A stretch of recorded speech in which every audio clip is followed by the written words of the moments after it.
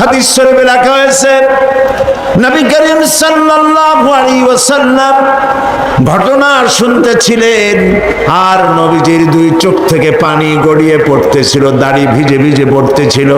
রহমতের নবী বলতে লাগলেন, আহারে মানুষও পারে এইরকম ব্যবহার করতে নিজের সন্তানের সাথে। প্রিয় ভাই সব, হাদিস শরীফে এসেছে বনু তামিম গোত্রের সরদার কায়েস বিন আসেম বলে এক লোক নবী করিম সাল্লাল্লাহু আলাইহি ওয়াসাল্লামের কাছে ইসলাম কবুল করার জন্য এসেছেন।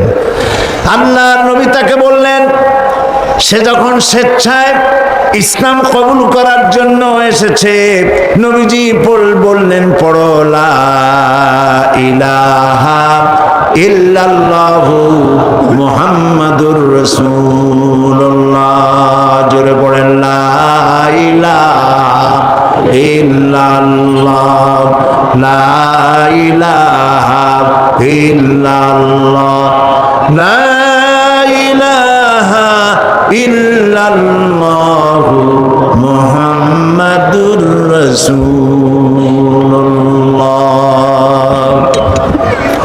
লোকটি কালেমা পড়ে সে কাঁদতেছিল।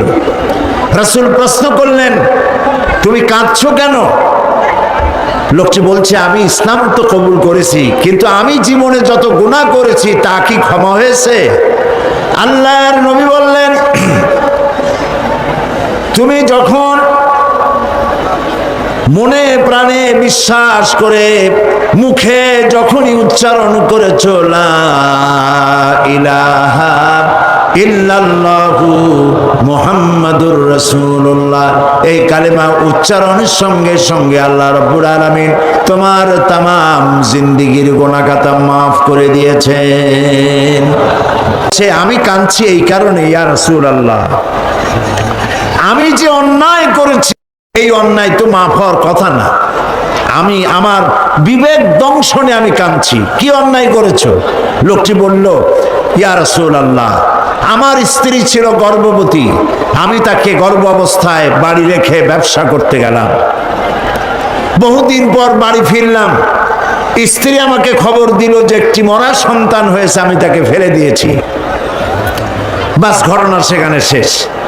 কিন্তু বছর 2-3 পরে আমি দেখতে পেলাম আমার ঘরের মধ্যে একটি সুন্দরী ফুটফুটি একটি মেয়ে দৌড়াদৌড়ি করছে। আমি জিজ্ঞেস করলাম, বউ, এই মেয়েটি কার, কোত্থেকে এসেছে? বউ বলল, সেদিন মিথ্যে কথা বলেছিলাম, মেয়ে হয়েছে শুনলে তুমি মেরে ফেলবে, সেই জন্য আমি দূরের বাড়িতে তাকে লালন পালন করেছি। আজ সে একটু বড় হয়েছে, আশা করি তুমি তাকে দেখলে পরে তুমি তাকে মারতে পারবে না। হে রাসূল, এই বাচ্চাকে দেখে আমি বুকের সাথে জড়ায় ধরলাম, আদর করলাম, এত সুন্দর মেয়ে আমার হয়েছে। কিন্তু কিছুদিন পরে আমার মাথায় জাহালাত চালা দিয়ে উঠলো। আমি ভাবলাম এই মেয়ে কিশোরী হবে, তরুণী হবে, যুবতী হবে, তারপরে তাকে তো বিয়ে দিতে হবে। আর বিয়ে দিলে পরে আমি হলাম এই এলাকার নেতা, আর এ আরেক জায়গায় বিয়ে দিলে সেই বাড়ির উঠান ঝাড় দেবে, রান্না করে খাওয়াবে, কাপড় চোপড় ধুয়ে দেবে, আমার তো আর ইজ্জত বাঁচবে না। আমি তখন বউকে বললাম, বউ, আমার এই মেয়েটাকে একটু সাজায় দাও, একটু বেড়ায় নিয়ে এসে। মেয়েটাকে সাজায় দেওয়া হলো, আমি তাকে নিয়ে চললাম। বউ সরল বিশ্বাসে আমার কাছে দিয়ে দিল। আমি চলতে লাগলাম, আমি আগে যাই আর মেয়েটা পেছনে পড়ে যায়, আব্বা আব্বা করে দৌড়ায় কাছে আসে, আবার সামনে দৌড়িয়ে মেয়ে চলে যায়, আব্বা আব্বা করে আবার পেছনে এসে আমাকে জড়িয়ে ধরে। এমনি করতে করতে আমরা চলে গেলাম এক নির্জন পাহাড়িয়া এলাকায়। গিয়ে সেইখানে আমার চাদরের ভিতর থেকে আমি শাবল জাতীয় অস্ত্র বের করে মাটি খনন করতে লাগলাম। গর্ত খনন করছি, মাটি এসে আমার গায়ে লাগছে, আমি ঘেমে যাচ্ছি। মেয়েটা এসে আমার দাড়ি থেকে ধুলাবালি সরায়, আমার জামা থেকে ধুলাবালি সরায়, আর বলে, আব্বা, তুমি এত কষ্ট করতেছো কেন? সে জানে না যে আমি তার জন্য কবর খনন করছি। যখন গর্ত খনন করা হয়েছে, এরপরে আমি মেয়েটার হাত পা বাঁধা শুরু করলাম। মেয়েটা বুঝতে পেরেছে যে আমি তাকে মেরে ফেলবো। মেয়ে আমার কেঁদে কেঁদে বলতে শুরু করলো, বাবা, আমাকে মেরো না, আমি তোমাকে বাপ বলে তোমাকে সমাজে লজ্জা দিব না, শরম দিব না, আমাকে মেরো না। আমি তার কোনো কথাই শুনলাম না। মেয়েটাকে হাতে পায়ে বেঁধে গর্তের ভিতরে নিক্ষেপ করে দিলাম। মেয়ে চিৎকার করছে। আমি তখন একটা পাথর নিয়ে দুই হাত দিয়া পাথরটা উঁচু করে মেয়েটার বক্ষ লক্ষ্য করে পাথর ছুড়ে দিলাম। মেয়ের বুকটা ফেটে গেল, রক্ত ফিনকি দিয়া উঠলো উপরের দিকে, আর একটি মাত্র আওয়াজ শুনতে পেলাম, আব্বা।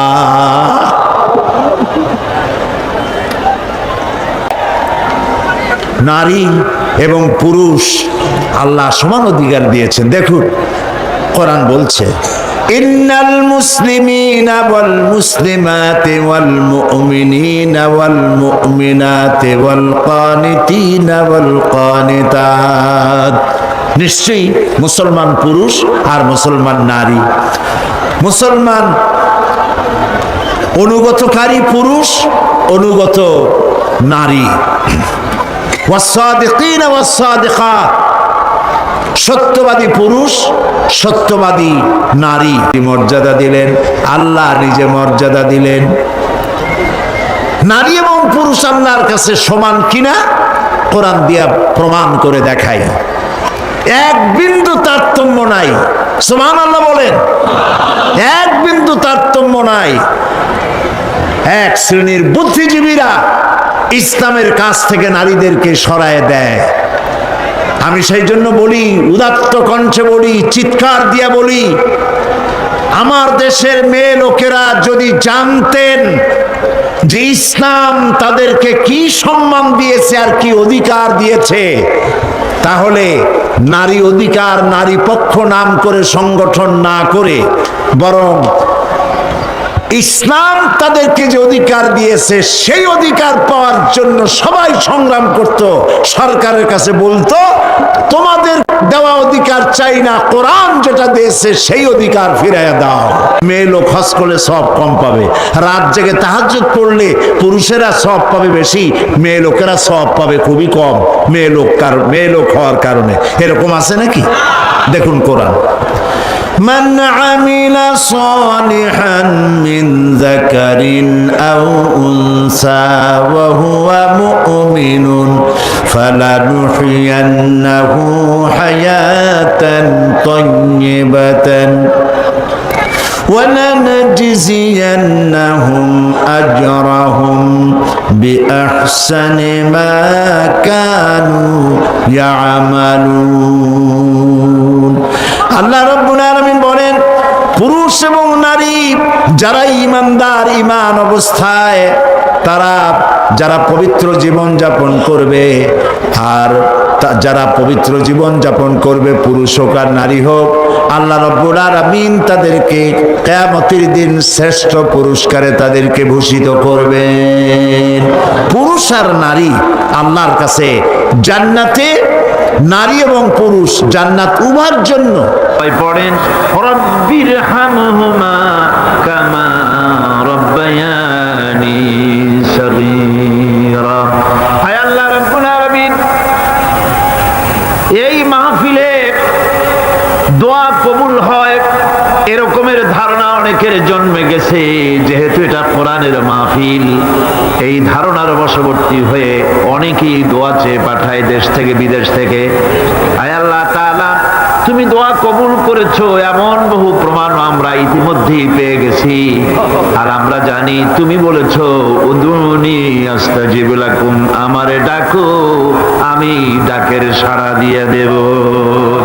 রব্বুল আলামিন, বিনীত ভাবে তোমার আলিশান দরবারে, শাহী দরবারে গোলামের মতো ফরিয়াদ জানাই, যত মানুষ তোমার বান্দা বান্দিরা যত নেক নিয়ত করে দোয়া চায়, সকলের দোয়া কবুল করে নিও। সমস্ত মানুষের অভাব অভিযোগ দূর করে দিও রব্বুল আলামিন। এই মাহফিল অতীতেও তুমি ঋণযুক্ত রাখো নাই, এবারও যেন ঋণগ্রস্ত হয়ে না থাকে। এই শহরে কত বড় বড় ধনী আছে বাবু, তাদের তাদের দিলগুলিকে নরম করে দিও। তোমার বান্দা বান্দির দিল নরম করে এই বাজেট যা রয়েছে আল্লাহ তুমি তা পুরা করে তার থেকে আরো বেশি দিয়ে দিও রব্বুল আলামিন। হায় আল্লাহ তাআলা, কোরআনের মাহফিলে বসলাম, যেই হাদিস দিয়ে মাহফিলটা শুরু করেছিলাম, তোমার হাবিব বলেছেন কোরআনের মাহফিলে, জিকিরের মাহফিলে, তোমার আলোচনার মাহফিলে, তোমার হাবিবের আলোচনার মাহফিলে কোন মানুষ এসে হতভাগ্য হয় না বলে তোমার হাবিব বলেছেন। তোমার উদ্ধৃতি দিয়ে তিনি বলেছেন, মাবুদ এই মাহফিলে আমাদের ভাগ্য তুমি বদলাইয়া দাও, আমাদের সাইয়্যাদগুলি দয়া করে তুমি হাসানাত দিয়ে বদলাইয়া দাও রব্বুল আলামিন। সমস্ত আলেম ওলামাদের হায়াত দারাজ করে দাও। ইসলামী চিন্তাবিদ, ইসলামী বুদ্ধিজীবী, ইসলাম যারা চায়, ইসলাম যারা ভালোবাসে, তাদের সকলকে আল্লাহ তুমি এক বানায় দাও। আয় আল্লাহ তাআলা, এই মাহফিলে যত লোক উপস্থিত হয়েছে কাউকে তুমি মাহরুম করে দিও না। সকলের ঝুলি তোমার রহমত দিয়ে আল্লাহ তুমি ভরে দাও। আল্লাহুম্মা জিদনা ওয়া লা তানকুসনা ওয়া আকরিমনা ওয়া লা তুহিন্না ওয়া আ'তিনা ওয়া লা তাহরিমনা ওয়া আথিরনা ওয়া লা তুসির আলাইনা ওয়ারদিনা ওয়া আরদা আন্না ইয়া কারীম ইয়া রাব্বাল আলামিন। ربنا تقبل منا إنك أنت السميع العليم وتب علينا إنك أنت التواب الرحيم سبحان ربك رب العزة عما يصفون وسلام على المرسلين الحمد لله رب العالمين بحق لا إله إلا الله محمد رسول الله। السلام عليكم ورحمة الله।